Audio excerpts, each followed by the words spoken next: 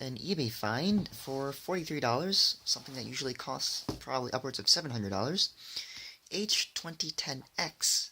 This has a non-standard connector. I've got the diagram, the assembly diagram here, as well as the pinout. So I would have to work out how to get this thing to work.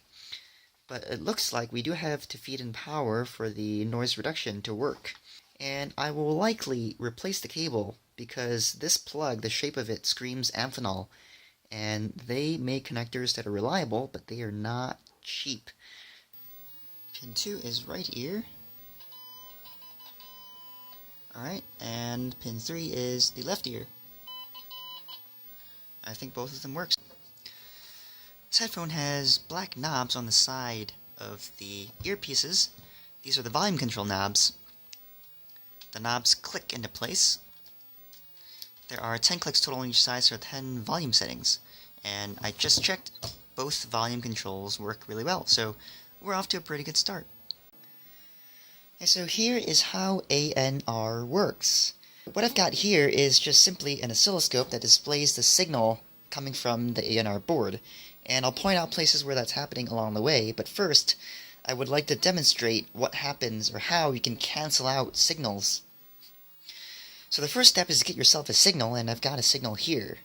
And the signal happens to be about a kilohertz, and the kilohertz isn't a coincidence, it's actually the exact same signal I'm testing with later, and that's generated by the box down there, which I'll also talk about later. So here in channel 1, I've got our original signal, and let's say that the signal is our noise source. Okay, so we're trying to get rid of this noise. What we want to do is generate a signal that's exactly opposite that, so when you add them together, the two signals cancel out and they go to 0. So notice how the signal here has a maximum and a minimum point.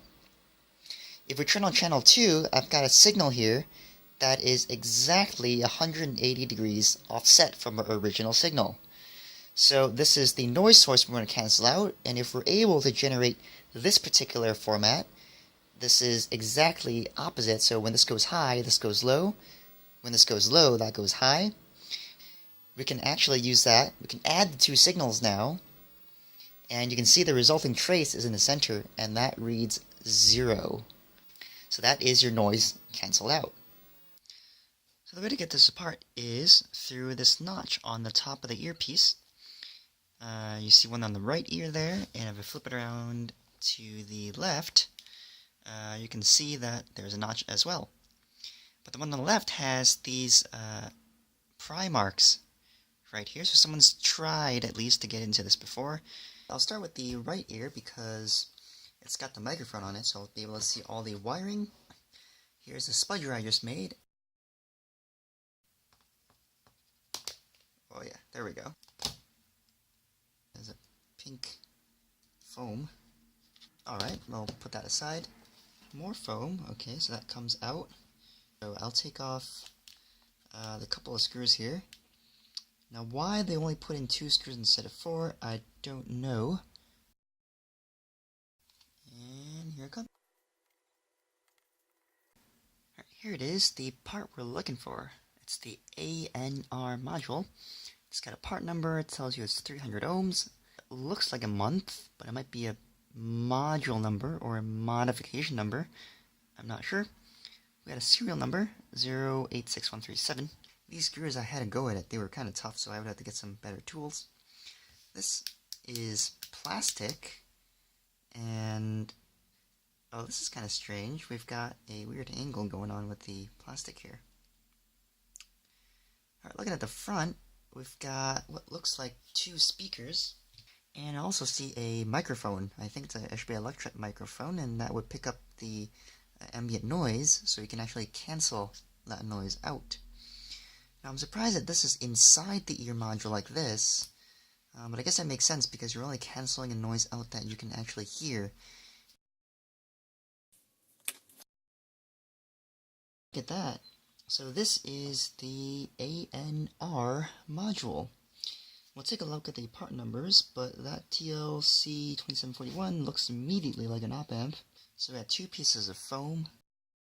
A microphone, as I expected. It should be an electret microphone. 100 ohm speaker right here.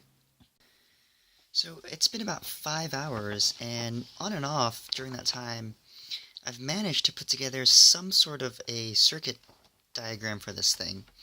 Kind of a reverse engineer, if you will, but it's not complete. I did some of it, and I'll get to that in a bit, but what I did here was I took the board, which you can still see is back there, and I drew every single component on there, and I label each of them with a number as I went down a line. So I started over here numbering things like capacitors and resistors. I started with number 1, and then 2, 3, 4, 5, 6, and so on, and I just went around until I got most of them.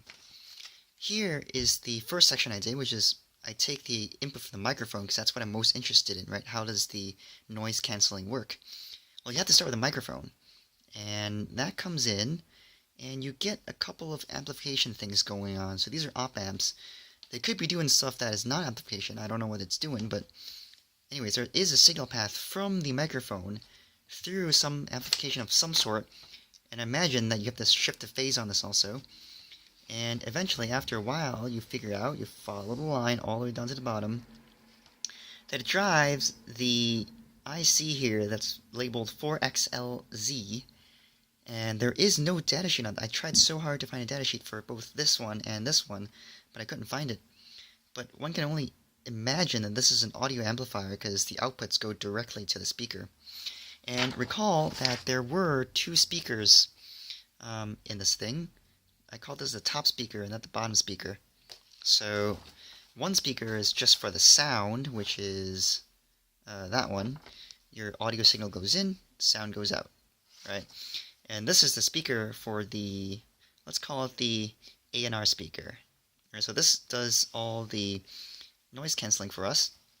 But somehow this needs to be connected to this middle part here, because right now, as I've drawn it, this middle part is actually floating in midair. I've got no connections to it, to either the bottom block or the top block, which is kind of strange. But again, this is the speaker that has our original sound signal, and what I think is happening is I found the op amp going that way. So this should be some sort of sense line. If your microphone is in the same chamber as your speaker, well, your microphone is going to pick up the signal of your speaker. And you don't want to noise cancel that out, so there has to be some way for it to ignore what's being fed in to the actual speaker.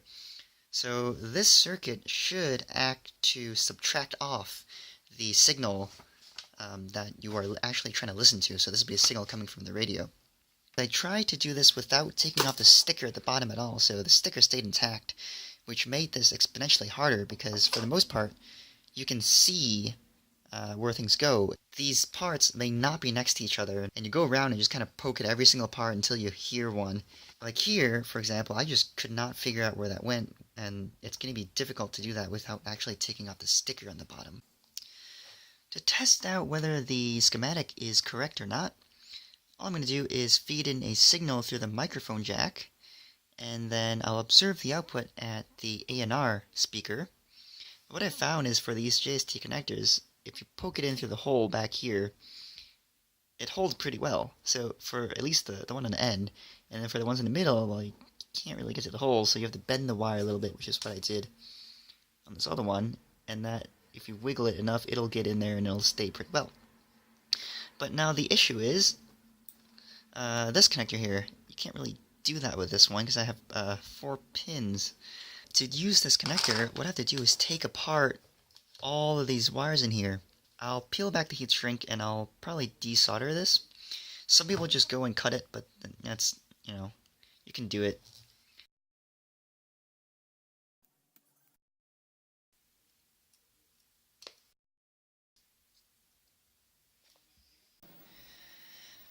So now that we know how signals like this cancel out, I would also like to remind you of another thing before I get to actually showing you the signals from the David Clark headset. And that is that these waves are not stationary in time. And these waves are repetitive.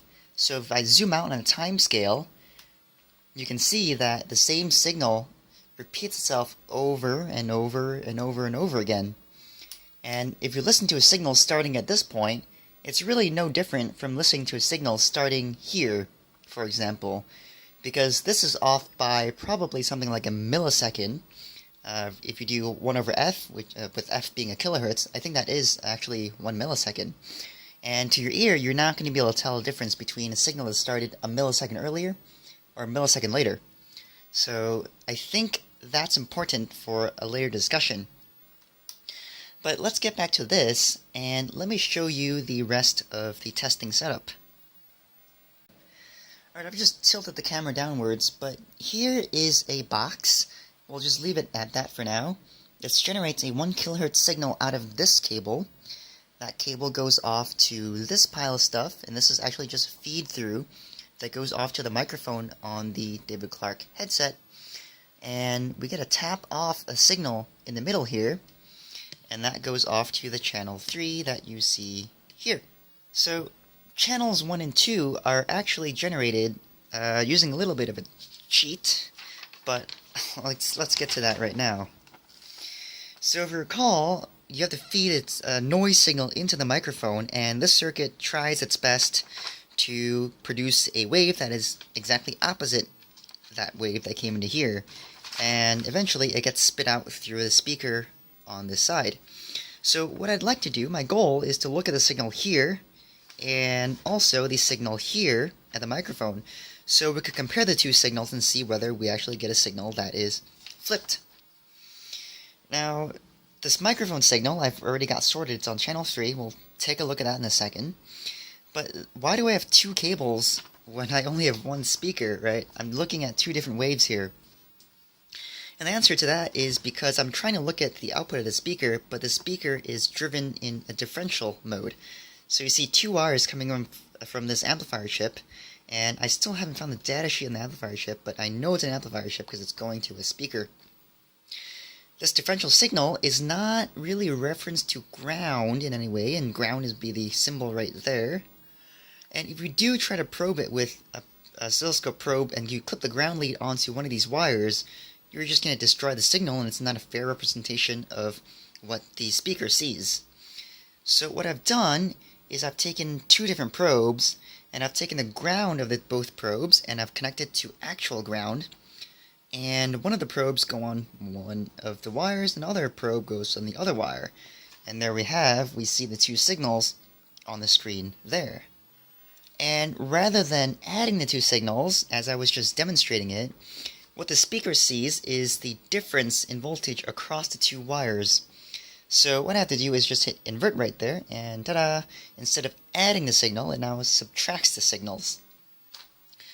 So the 2 original waves are here, and we have the actual wave seen by the speaker right there. I can turn off the 2 original waves because that's just distracting. We only need to see what the signal is going into the speaker. And now is the time to turn on the signal going to the microphone. And to remind you again, what we expect to see is a signal that is exactly flipped of this, so that we can cancel out noise, right? Instead, we see a signal that is actually not quite 180 degrees flipped, so it's not perfectly upside down, but it's flipped and then shifted a little bit. And let's take a look at how much is shifted, and let's see if we can reason out why this is the case. So to show you how much the signals are shifted by, what I'll do is I'll use the B sweep function. So to activate that, I just pull on this knob. See the light come on, and you see a couple of dots appear on the screen. So if I turn on the readout again, you see that I've got the cursors already positioned roughly where I need them to be. So this knob here controls where the first dot lands, and I'll put that right at the peak to get our reference, and I'm measuring only the difference in time between the 2 bright spots you see on the screen. The second dot is controlled by this knob, and if I try to position it right about where I think is the maximum, you can read off the screen that this is 328.8 microseconds. With a 1 kilohertz signal, you would expect that if I went from the top to the bottom, I would get something like 500 microseconds. And in fact, again, do 1 over f, and you will get 500 microseconds as 180 degrees shift. But we're not getting 500 microseconds, and we're getting something like 330-ish microseconds. So, from what it looks like, the David Clark headset isn't exactly canceling out the noise, but we have to remember what I showed you earlier. If we zoom out, these waves are repetitive, so they repeat. What happens in your headphone, oh boy, what happens in your headphone is that when the sound reaches your ear, so remember there are two speakers, right? When the sound reaches your ear in the first speaker, and it has to be picked up by the microphone and go through the pile of circuitry before it comes out the second speaker and also goes into your ear. And there's a delay between the path. So I think what this is doing is it's accounting for that actual delay in the circuit. So when you shift the bottom curve over just enough, you can get the peak to match up with a trough here, and that is going to be a perfect cancellation of the noise. So David Clark and the whole pile of components here, I imagine, is going to be a really precisely calculated delay to the audio signal, so that by the time it comes out the speaker and back into your ears, this peak will match up with the peak that was probably 1 or 2 behind on the speaker. And that way you can get a cancellation of your noise. So that's pretty much how that works. So now I want to get a sense of how much amplification I have to get between the microphone and the speaker for the system to work. And the way I've done this is I've plugged in channels 1 and 2 that was up there on the oscilloscope into these two inputs here. And this is a differential audio input probe. And if you scroll over the screen, you see the setup I've been using. There's a kilohertz on the audio generator, and we're doing about 17 millivolts here. 17 millivolts is because that's the maximum signal I can get into the Anr board before I distort the signal. And the analyzer here is now reading from the two cables over there, and the results are displayed up on these two numbers.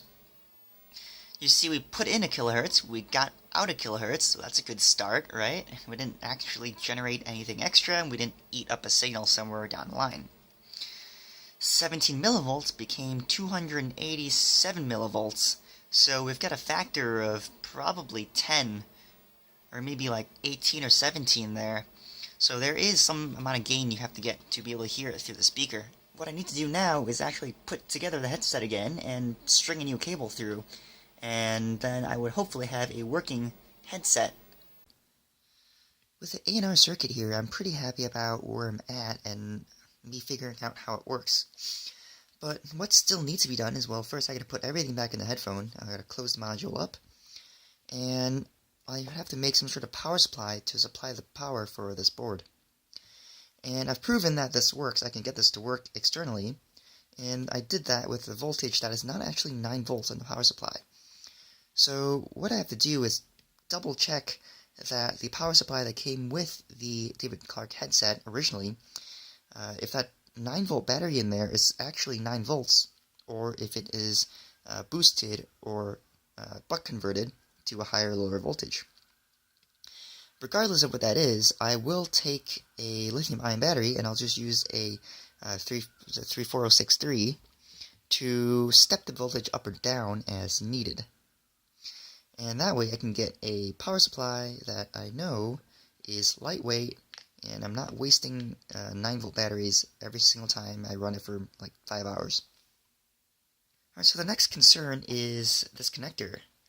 I did end up finding the part number for this, and Amphenol has a really similar plug to this, and I'll put a picture up. But it's not quite the same. I found that this connector is actually manufactured by a company called High Rose. On eBay, this costs something like $10. On Mouser or something like that, you're looking at probably $13, $15, maybe up to $20.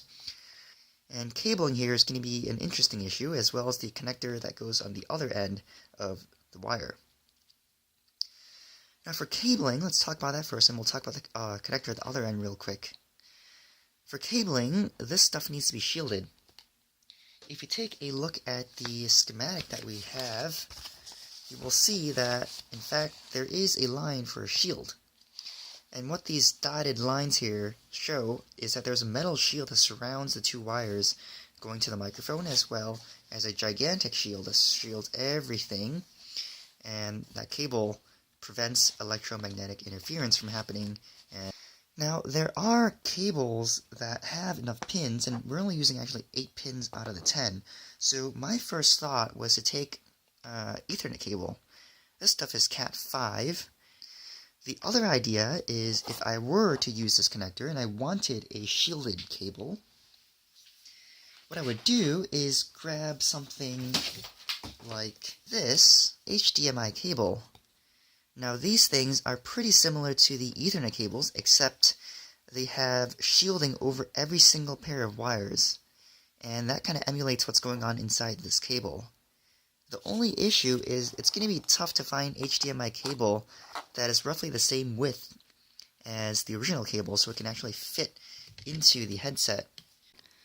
I put together the inner module again. Everything is good as new. For the headset, I've taken apart all the wires except for this one, which I want to make a note of. There's a green wire connected to a yellow one. The green goes off to a volume knob on this ear, and the yellow is just whatever the cable came with. Also, there are a bunch of these ground braids that are clear plastic jacket on them, and those I felt really bad for leaving disconnected, so I decided not to use the Ethernet cable, and instead I tore apart the HDMI cable that I was talking about. This has some ground braiding going on outside, and you can see the jacket right there. It's also got 4 pairs of twisted wires, all individually wrapped in this foil stuff, which is just as good as the ground braid. And we've also got some loose wires like that going on. The wires are now all disconnected, and I could pull it out through the back here, except the only issue is we've got this metal piece right here in our way. So I would have to squeeze that and kind of pull it off the end, and then I can actually get this through the hole.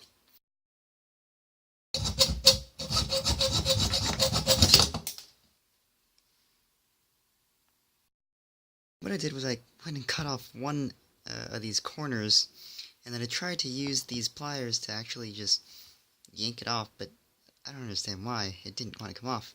So I had to take off the other corner, and now... So, yes, there we go.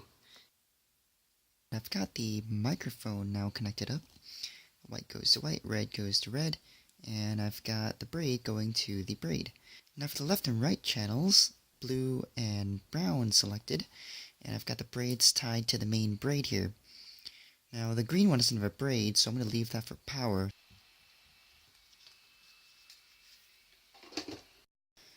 Alright, so the rest of the wires are now put together, and I've gotten a diagram here that I drew out. The microphone is connected as is through to the output, and remember again that each of these twisted pairs on the HDMI cable has a ground shield attached to it.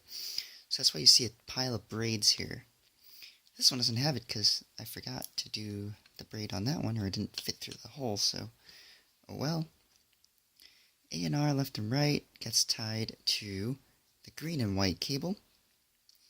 Left and right, the green and black here gets tied to brown and blue, and the mic is red. Now it's time to deal with the other end of the cable.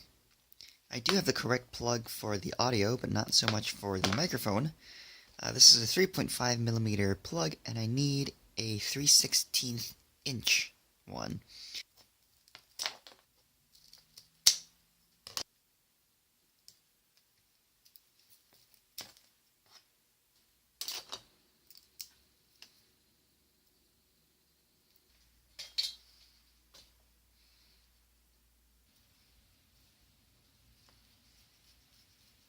Time recorded is 33 minutes and 23 seconds.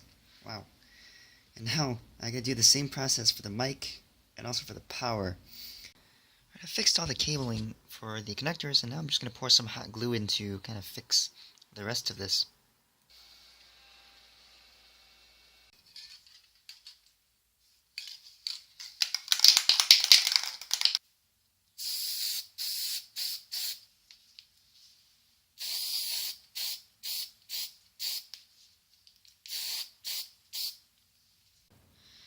what I've done is just finished up the cabling on this thing. You can see that that now goes into the headphones, and if we follow the wire over, it goes into this blob, and it's got the color wire sticking out of it because I think I might do an expansion on this where I can use the wire in this end and the wire in the other end. So this blob splits off into 3 different cables. The 3 different cables are the 1/4-inch headphone jack, so this is where audio goes into the headphones, and I hear it on that. This is the microphone output of this thing. You put a bias voltage on there, and you can get a microphone output. And this last cable is the power input for both the microphone bias and also the noise cancelling function of the headphone. What I also did was I made an adapter so this 1/4-inch jack fits onto this, and I've adapted it to a KLM headphone, which is really awful. And in the spirit of aviation, I just thought I'd just cut the headphone up and put this in here. So now I can plug this in my computer, and my computer isn't rated for driving 300 ohms, but it's got plenty of power to be able to put audio through this thing. So it'll be fine. It'll heat up the computer a little bit, but hey, it's gonna work. Alright. This microphone bias module has a power connection that I plug into my power supply, and it's got a microphone in and also a microphone out. I attached the DC jack on the bottom so that if you have your headphone cable, all you do for power is you plug it in here, and you plug this into the power supply, and you get both the DC power for the noise cancelling as well as the DC power for the microphone. Now this microphone is part of an aviation headset, which means that we should follow specifications from an aircraft communication set of some sort. So what I've done is I've gone and picked out one, and this is a fairly common one, it seems. It's called the KX155 by Benedicts and King. Here you can see the picture of it. It's 118 megahertz all the way up to something like 136, 137, depending on how far the range is. But the airband is 118 or 108 to 135-ish. If you scroll all the way down to the bottom, you see that we have a pile of specifications down here. For the microphone requirements, it says that we want for a standard carbon dynamic mic, which I don't think this is either. This is a electret microphone. It wants 100 millivolts RMS into 100 ohm load. So what I can do is I'll just take this microphone, plug it into the audio analyzer, and we'll see if we type in 100 ohm load, how much audio millivolts RMS we can get into that thing, given that we have a bias voltage of something around 8 or 9 volts.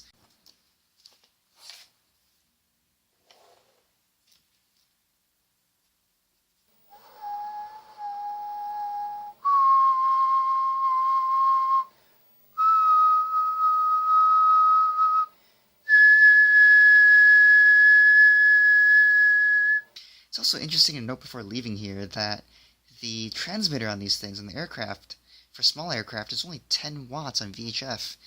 For a repeater or something like that, you'd expect it to be 50 to 100 watts. But if you switch over to, say, a Boeing 737, it's an older type, you can check that the VHF voice transceiver only puts out 25 watts, which I think is kind of low. You compare that to something like the navigation system here, the DME, which puts out 316 watts. We've got the HF transceiver at 400 watts, but that's peak. So this microphone seems to be working according to the analyzer. You saw that it went from 50 millivolts to about 100 millivolts, roughly around there when it whistled into it. And this thing is rated to have, I think, like 18 volts or 16 volts bias voltage put into this thing. And I only have got maybe 8 or 9, so if you bump up the voltage, you're going to get more out of that thing. Also, if you reduce the bias resistor, which right now I've got a really random resistor, I just pulled it out of the box and put it in there. I think it's something like 690 ohms. If you decrease the resistor, you're going to get more current, more voltage, and so on and so forth. So I think this microphone is going to do what I need it to do. Alright, so now I'd like to demonstrate the audio quality coming through the microphone on the headset. So this is the M7A microphone, and it's an electric microphone, noise cancelling somehow.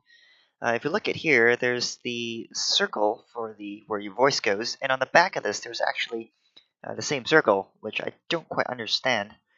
And the price here is $42.50.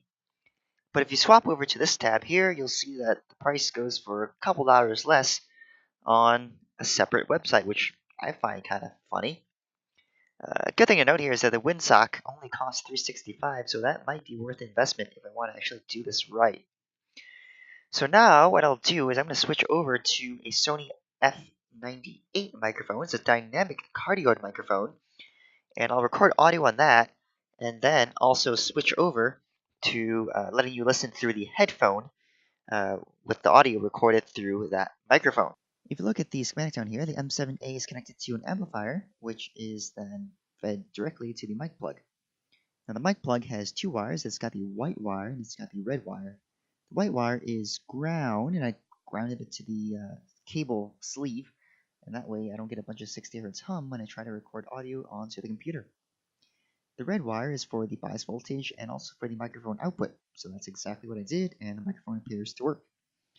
Pin 1 is left floating because that's used for the push-to-talk button, which does not exist on this particular headset. The spec sheet here is not long, it's not very interesting. The one interesting fact is that it takes 50 volts for the bias voltage, and it's not polarity sensitive, which is kind of head scratching a little bit as to how that works. There is a table of bias resistor values, and I imagine this is either internal to the aircraft or whatever you buy an aircraft for this, but I'm using it on the bench here, and I've just put in a 630 or 690 ohms, depending on which one it is, resistor, and that gives me a reasonable output, so I'm just going to leave it at that.